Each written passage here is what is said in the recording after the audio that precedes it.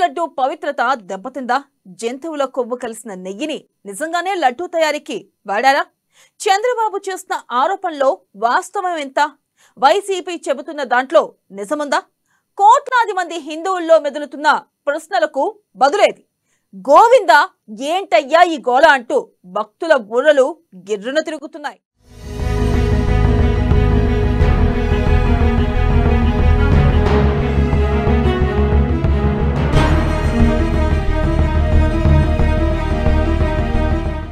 తిరుమల లడ్డు పవిత్రత దెబ్బతిందా? జంతువుల మాంసంతో నెయ్యి తయారు చేశారా? దేశవ్యాప్తంగా చర్చకు దారితీసిన బాబు మాటలు, నేతిపై రాజకీయ నేతల మాటల మంటలు, బాబు ఆరోపణలపై భగ్గుమన్న వైసీపీ, కూటమి ప్రభుత్వంపై షర్మిల ఫైర్, సమగ్ర దర్యాప్తు జరిపించాలని భక్తుల డిమాండ్.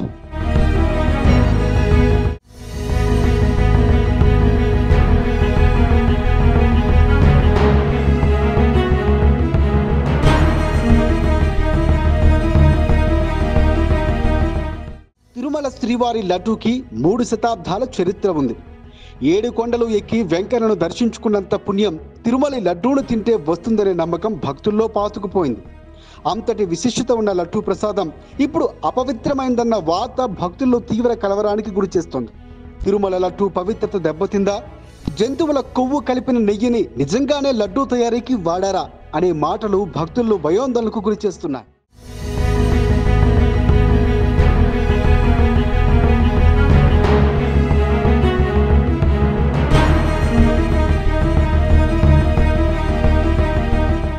ఇప్పుడు తిరుమల లడ్డు వ్యవహారం పొలిటికల్ గా తీవ్ర చర్చకు దారితీస్తోంది. వైసీపీ పార్టీ హయాంలో లడ్డూ తయారీలో జంతువుల మాంసంతో తయారు చేసిన నెయ్యిని ఉపయోగించారని సాక్షాత్తు సీఎం చంద్రబాబు చేసిన వ్యాఖ్యలు ఇప్పుడు దేశవ్యాప్తంగా చర్చకు దారితీశాయి. చంద్రబాబు మాట్లాడిన మాటలతో కోట్లాది మంది హిందువుల్లో ఆందోళన నెలకొంది. తిరుమల లడ్డు పవిత్రత దెబ్బతిందా? జంతువుల కొవ్వు కలిపిన నెయ్యిని నిజంగానే లడ్డూ తయారీకి వాడారా అన్న అనుమానాలు వ్యక్తమవుతున్నాయి. కోట్లాది మంది భక్తుల్ని ఇప్పుడు ఈ వార్త ఉలిక్కి పడేలా చేస్తుంది. తిరుమల లడ్డు కూడా నాసి రకం. నాకైతే ఆశ్చర్యం వేస్తుంది. ఎన్ని కంప్లైంట్ చేసినా కడాన వెంకటేశ్వర స్వామి పవిత్రతను దెబ్బతీశారు. ఎన్నో సార్లు చెప్పాం. అక్కడ ఎంత దుర్మార్గంగా ప్రయత్నం చేశారంటే అంత దుర్మార్గంగా ప్రవర్తించారు. కడాన అన్న దానంలో క్వాలిటీ ఆఫ్ ఫుడ్ లేకుండా చేశారు. దేవుని దగ్గర పెట్టే ప్రసాదం అపవిత్రం చేసే విధంగా ఓసారి బాధేస్తుంది. నాసి రకమైన ఇంగ్రీడియంట్సే కాకుండా ఎనిమల్ ఫ్యాట్ కూడా వాడారని. ఏది గీకు బదులు ఈ రోజు స్వచ్ఛమైన గీ తెమన్నాం, ప్రక్షాళన చేయమన్నాం. నాణ్యత పెరిగింది, ఇంకా కూడా నాణ్యత పెంచుతాం.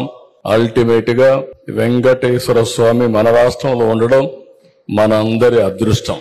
ప్రపంచం అంతా మన దగ్గరికి వచ్చే పరిస్థితికి వచ్చారు. అలాంటప్పుడు వెంకటేశ్వర స్వామి పవిత్రతను కాపాడుకోవాల్సిన బాధ్యత మనందరి పైన ఉంది. ఇది కూడా చేస్తామని చెప్పి కూడా నేను మీకు తెలియజేస్తున్నా. టీడీపీ ఆరోపణలు అలా ఉంటే ఇది తమను టార్గెట్ చేసే కుట్ర అని వైసీపీ పార్టీ భగ్గుమంటుంది. దీంతో ఈ వ్యవహారంపై వైసీపీ కీలక నిర్ణయం తీసుకుంది.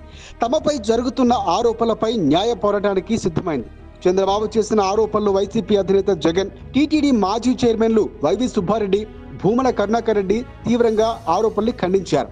తిరుమలలో నెయ్యి కల్తీ అంటూ సీఎం చంద్రబాబు డైవర్షన్ పాలిటిక్స్ చేస్తున్నారని ధ్వజమెత్తారు జగన్. రాజకీయాల కోసమే చంద్రబాబు దేవుణ్ణి కూడా వదలటం లేదని చెప్పారు. నెయ్యికి బదులు జంతువుల కొవ్వుతో లడ్డీ తయారు చేశారంటూ సీఎంగా ఉన్న వ్యక్తి మాట్లాడడం కరెక్టేనా అని ప్రశ్నించారు. కోట్ల మంది భక్తుల మనోభావాలు దెబ్బతీయడం సబబేనా అని నిలదీశారాయన. తన వైఫల్యాలను కప్పిపుచ్చుకునేందుకు చంద్రబాబు అల్లుకున్న కట్టు కథలు ఇవే అని ఫైర్ అయ్యారు జగన్. ఎందుకనంటే చంద్రబాబు నాయుడు అనే వ్యక్తి ఎంత దుర్మార్గుడు, ఎంత అన్యాయస్తుడు అని అంటే నిజంగా దేవుడిని కూడా రాజకీయాల కోసం వాడుకోగలగాలి అన్న ఆలోచన చేయగలిగిన వ్యక్తి ప్రపంచ చరిత్రలో ఎవడు ఉండడు. ఇంత అన్యాయస్తుడు ప్రపంచ చరిత్రలో ఎవడు ఉండడు. దేవుడు ని రాజకీయాల కోసం ఉపయోగించుకోవాలి అని ఆలోచన చేయగలిగిన దుర్మార్గమైన మనస్తత్వం ఒక చంద్రబాబు నాయుడు గారికి మాత్రమే ఉంటాయి. నిజంగా ఇది ఎంత దారుణమైన డైవర్షన్ పాలిటిక్స్ అంటే ఒకవైపున 100 రోజులు చంద్రబాబు నాయుడు గారి పరిపాలన మీద ప్రజలందరూ కూడా చంద్రబాబు నాయుడు మీద కోపం వెలుపుచుతా ఉన్నారు. ఏమైనా మా సూపర్ 6లు, ఏమైనా మా సూపర్ 7లు అని చెప్పి ప్రజలు నిలదీస్తూ ఉన్నారు. ఇలాంటి నేపథ్యంలో ప్రజల మనసును డైవర్ట్ చేసేందుకు చంద్రబాబు నాయుడు చేస్తా ఉన్న అతి దుర్మార్గమైన ఆలోచన ఈ కట్టుకథ. మరొక వైపు కూటమి ప్రభుత్వంపై షర్మిల ఓ రేంజ్ లో ఫైర్ అయ్యారు. అత్యంత పవిత్రమైన తిరుమల లడ్డూలో జంతువుల కొవ్వు వాడటం చిన్న విషయం కాదన్నారు ఆమె. కోట్లాది మంది భక్తుల మనోభావాలు దెబ్బతీశారని, ఇంత పెద్ద విషయాన్ని చంద్రబాబు అంత ఈజీగా ఎలా తీసుకున్నారని ప్రశ్నించారు ఆమె. 100 రోజుల ముందే తెలిస్తే అప్పుడే ఎందుకు బయటపెట్టలేదని కడిగి పారేశారు. లడ్డూ వివాదంపై సిబిఐతో విచారణ జరిపించాలని డిమాండ్ చేశారు.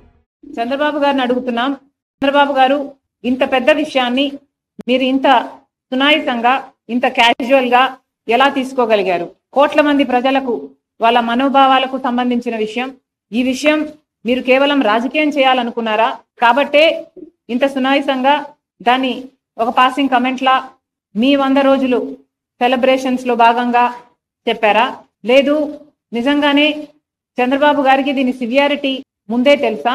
ముందే తెలిస్తే మరి ముందే ఎంక్వైరీ ఎందుకు వేయలేదు? ప్రజలకు ఎందుకు చెప్పలేదు?